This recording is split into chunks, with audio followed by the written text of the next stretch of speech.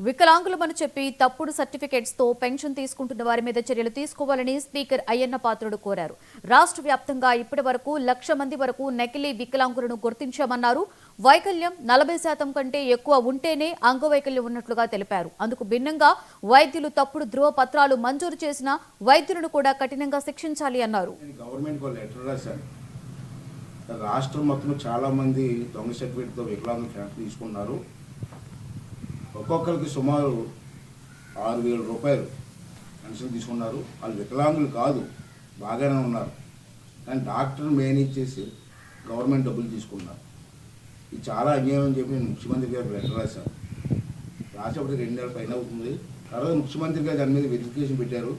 తర్వాత ముఖ్యమంత్రి గారికి స్వయంగా ఒక స్టేట్మెంట్ ఇచ్చారు. ఇప్పటికీ ఇంకా పూర్తి అవ్వలేదు వెరిఫికేషన్. ఇప్పటికీ 1,00,000 మంది తప్పుడు సర్టిఫికేట్ మీద వికలాంగుల పెన్షన్ తీసుకుంటున్నారని చెప్పి ఒక స్టేట్మెంట్ ఇచ్చింది. ఇంకా చేయవలసి ఉంది రాష్ట్రంలో. ఇప్పుడు కొంతమంది వెరిఫికేషన్ అయ్యాయి. దాని మీద నిన్న గవర్నమెంట్ ఒక నిర్ణయం తీసుకున్నారు. ఆ నిర్ణయం ప్రకారంగా ఈ డూప్లికేట్ వికలాంగులు ఎవరైతే ఉన్నారో, డూప్లికేట్ అంటే 40% దాటాలండి.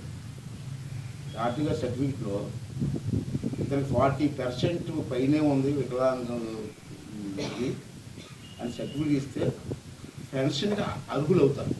కానీ ఇక్కడ మేము చేసిన వెరిఫికేషన్, గవర్నమెంట్ చేసిన వెరిఫికేషన్లో 40% తక్కువ ఉన్న వాళ్ళు కూడా డబ్బులు తీసుకున్నారు.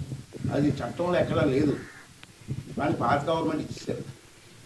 వాళ్ళ సొమ్ము పోయింది, వాళ్ళు పని తీసుకున్నారు, మొత్తం అయిపోయింది. ఇప్పుడు మన ప్రభుత్వం వచ్చిన తర్వాత ఇది చాలా అన్యాయం. నిజంగా వికలాంగులకు ఇస్తే మంచిదే. వికలాంగులు కాని వాళ్ళు కూడా దొంగ సర్టిఫికేట్ పెట్టుకొని ఇంత డబ్బు తీసుకుంటున్నారు. అంచేత దాన్ని ఎక్కడో దగ్గర కంట్రోల్ చేయాలని చెప్పి మేము అందరం కూడా చెప్పడం జరిగింది. దాన్ని గవర్నమెంట్ కూడా ఒప్పుకోవడం జరిగింది.